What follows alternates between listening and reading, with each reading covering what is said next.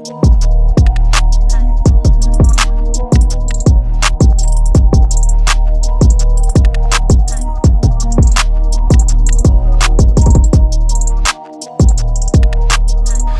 back to VUDU Garage. Today is going to be another good day for us, as Scott has brought this ST200 up, which we've previously done a VT330R kit on. Today we're going to be doing a fitting video, which Patrick will take over from me, of our Stage 4 induction kit. This is currently running an ITG, as we already sell for Stage 3. As you're probably already aware if you've seen it, we've basically increased the filter size massively and done a washer bottle relocation kit so that you don't lose being able to clean your screen. I think it's probably a good idea for me to do the unboxing, show you what's inside some of this box, so if George can follow me, that would be great. Patrick will tell you what's required, do all the technical side of it. He's going to take this car out and put it on the ramp as soon as he's done on a car that he's on right now. So let's have a look what's in the box.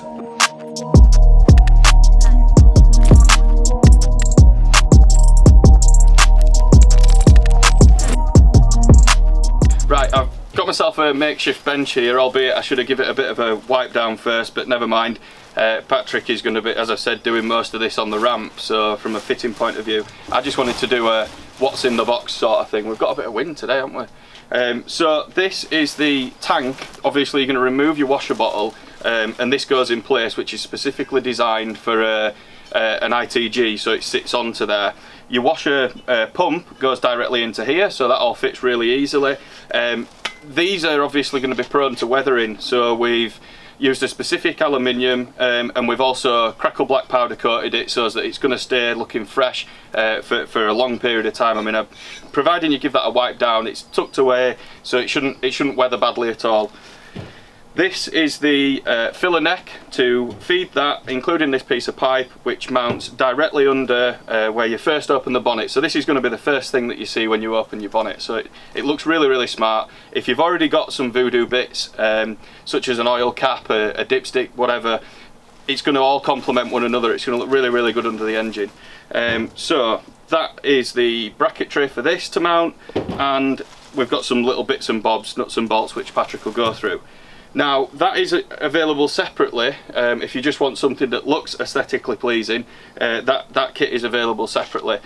You can buy this filter separately. I wouldn't necessarily say it's a good idea to run without a washer bottle, but I know some of the lads that are going on circuit and whatnot, they won't care whether they've got the washer bottle in place to be able to clean the screen as they're going round, because they'll just come in and wipe it off. So we've had this this filter has been specifically designed for us by Ram Air Filters. It's only available through us, and it's 40% bigger than our current ITG.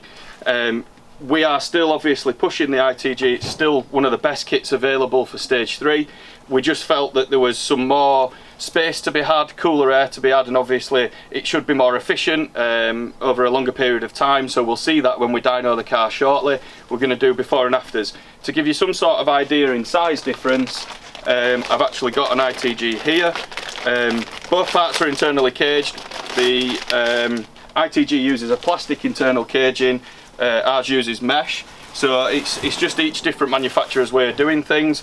But as we can see here, if I put that like that, it gives you some idea, hopefully you can see that on the camera, it gives you some idea of how much bigger this filter actually is. So from here on in, I'm pretty much out. I'm going to pass over to Patrick. We're going to put the car on the dyno, run it up on its current ITG setup, then switch and fit this, use it as a fitting video, but we'll also do some testing to show exactly what you're going to get from it.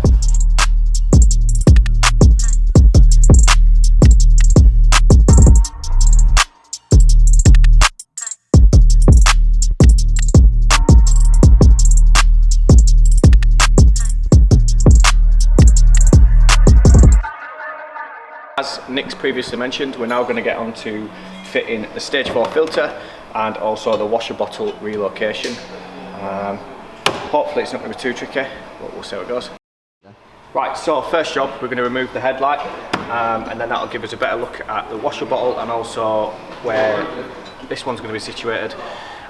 Normally you would need 2 torque sturdies to be removed and a plastic insert screw. This one's not got the insert, and also it's been changed for some Phillips head. So we'll remove them, get a headlight out and have a look. Yeah.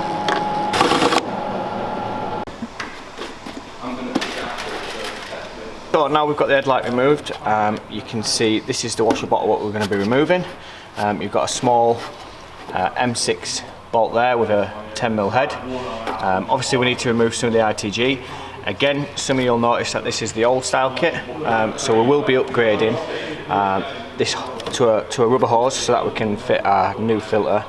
And then again, this bracket that holds it, that's integrated into the new washer bottle, so we'll be removing that as well. So we'll go ahead and pull all this off.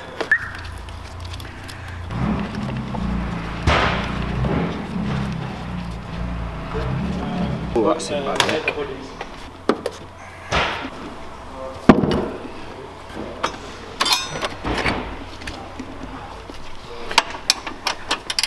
As you can see, we've removed the original bracket from the original ITG system that just goes there, and you can clearly see now that we've got this small bolt there, so we'll remove that. After removing this top one, the bottom one is a little bit fiddly. If you just go sort of down and under onto the front of the crash bar, you'll be able to feel it's got a 10mm head. You can get to it with a quarter drive ratchet, or a ratchet spanner would be just as easy. Once we've removed that, you should be able to pull the washer bottle up and out, like so.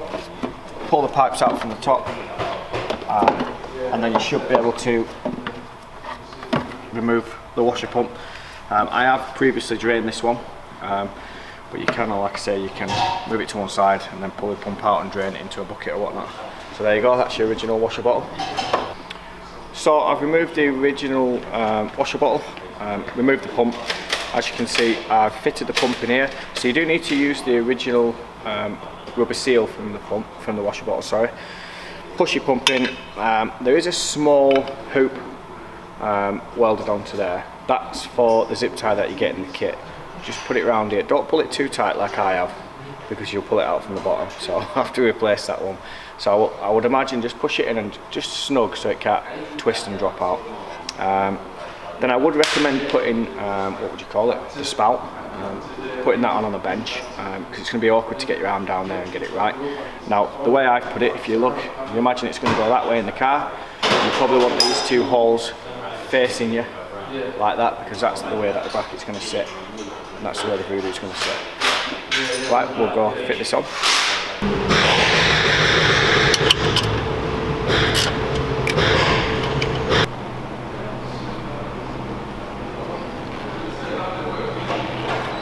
As you can see, I've gone ahead and fit the spout.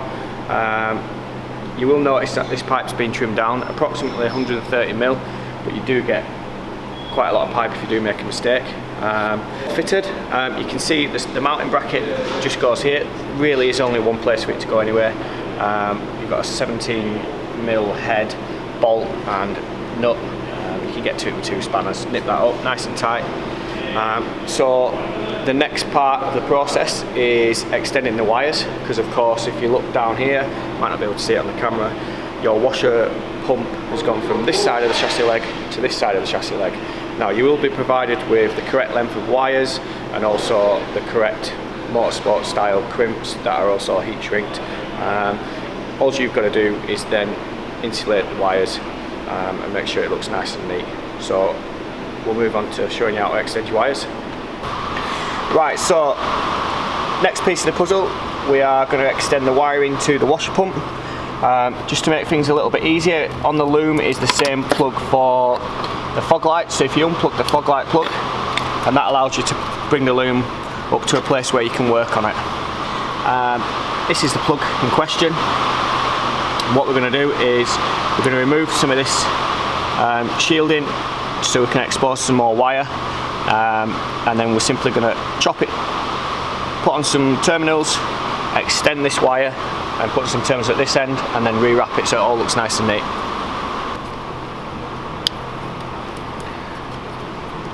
So we've exposed some of the wiring, and that's the sheathing. Little trick is to make sure you cut these in the centre of the length you've got exposed. That then gives you enough for your crimp on each side. So doesn't have to be precise, but as you can see now I've got plenty of wire there to put 2 crimps on, and I've got plenty of wire there.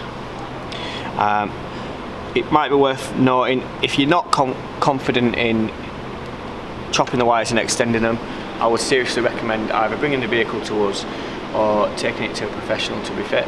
I mean, it is basic stuff, and you are going to get everything you need apart from the loom tape. So like I say, it isn't too difficult, and you'll probably see it's worth attempting yourself if you've got the correct tools. So a quick run through on what you're going to need to do this. Pretty basic set of wire cutters and wire strippers. These also act as a crimping tool. Loom tape.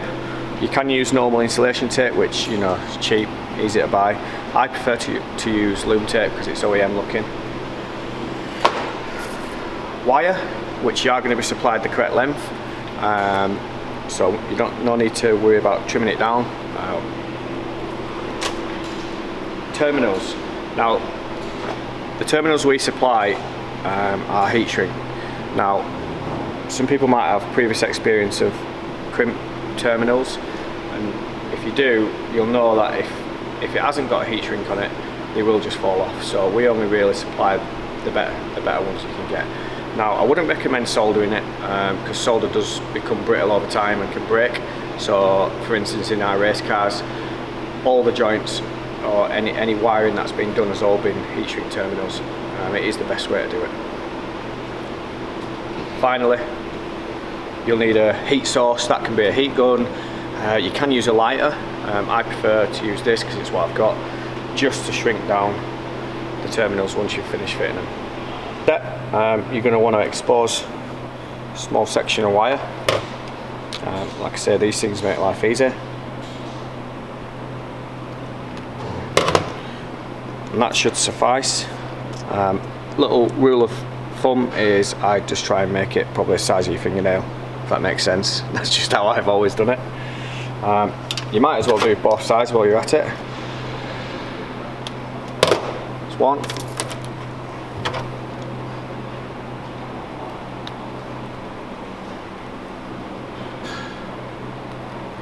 That's two. And then of course there's plug. Now you need to be careful with these. If you've not got wire strippers, I would seriously advise getting a set. They are cheap on eBay. If you try and use snips, there's a chance you might chop the wire, and then if you keep chopping the wire, you're not going to have enough left. So that's one, two.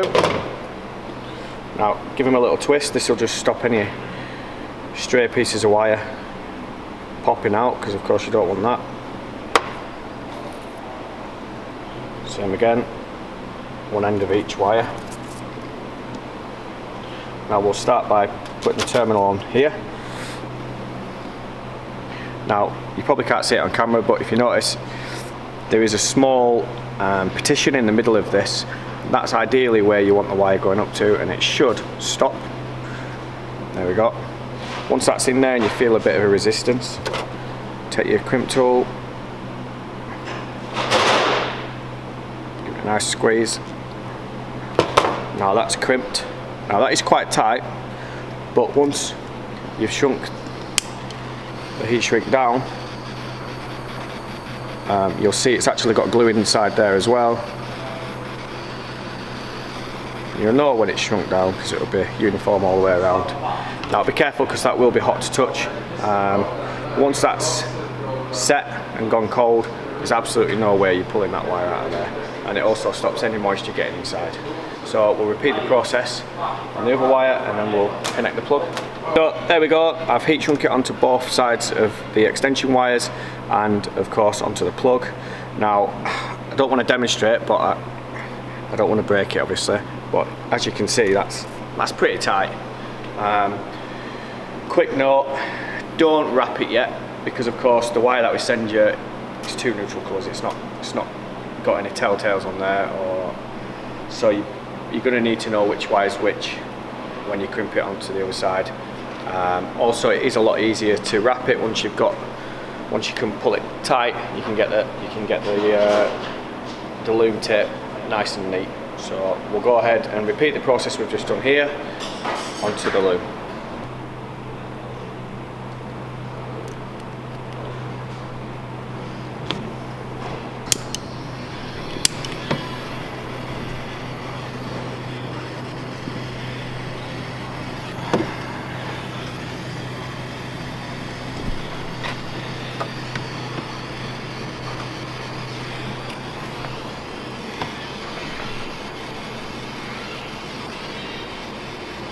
Right, so that's all connected up. This is, if you've done it correctly, this is what you should be looking at. Again, just double check that you've got the correct wire, colour and tracer to the correct wire, colour and tracer down there. So we'll check mine. So this is blue with white tracer, up to blue with white tracer. So once you've got to this stage, like I say, it's a little bit easier to wrap now because you can keep it nice and tight. So what I would recommend is start from the top, work your way down and completely wrap this in whatever you choose to wrap it in. Like I say, insulation tape's fine. I prefer fabric tapes, completely up to you. I do believe you can actually buy the plastic sheathing if you want to just pop that over it. Completely up to you, as long as it's protected, because it is in the engine bay, and it'll look a bit neater too. So we'll go ahead and wrap this.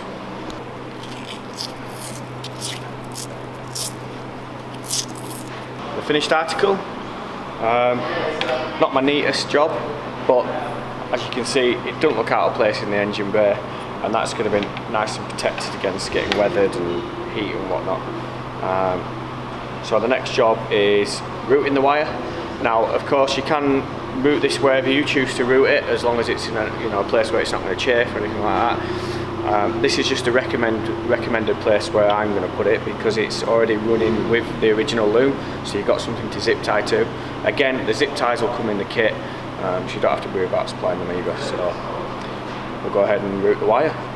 As you can see, this is the original loom, this is the extended wire. There's 4 zip ties supplied, which is ample.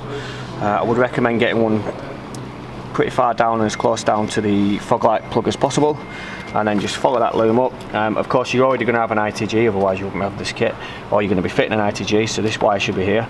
Follow it around the back, and then what I've done here is the spare mounting bracket for the original airbox. Just use that to clip the wire on, and then just drop down and plug into the new location. This bit on the pump side is the pipes. Obviously, one's for the rear, one's for the front. Just to avoid any confusion, you'll see that I put a little paint mark. So I've marked that, and I know that's marked on the pump, which is the black nozzle. Again, similar route to the wiring. I have unclipped mine from here, just to give me a bit more length. Pretty self-explanatory. They just want to be tucked down the back, and then follow round and down onto the pump, and I'll show you what they look like once they've been fitted. The pipes run in a very similar place. Again, what I'm going to do is one of the zip ties provided, I'm just going to put it round the old mounting point for the original airbox. Now, it's worth noting, if you are going to zip tie it, which to be honest with you, it's not going to go anywhere, but I would recommend zip tying it. Don't over tighten the zip tie because you will crush the pipes, and then of course it's going to restrict the water flowing through them. So, very similar to the original kit, but obviously larger. I always fit it to the pipe first. Of course, I've done lots and lots of these, so I know exactly what angle it goes on. I just find it easier if you get it clamped up here, because obviously once that's down behind the bumper, it's quite difficult to get to. Worth mentioning, which I've seen a few times now, is do not over tighten this, because this is only aluminium, even on the original ITG filters, and you will crush it and kink it. So these are spring loaded, what you get with the ITG kit, so they literally only need to be just tight enough, and I guarantee it won't come off. So we'll get this clamped on, and then I'll show you the easiest way to get that in position. Put the headlight back in, and then we'll go run it on the dyno. We're actually going to fit the original filter back on once we've done this video for your fitting guide, and then do a comparison on numbers. Now, we have tested this kit and I know that there is a gain in horsepower, but we'll leave that for the video. See for yourself.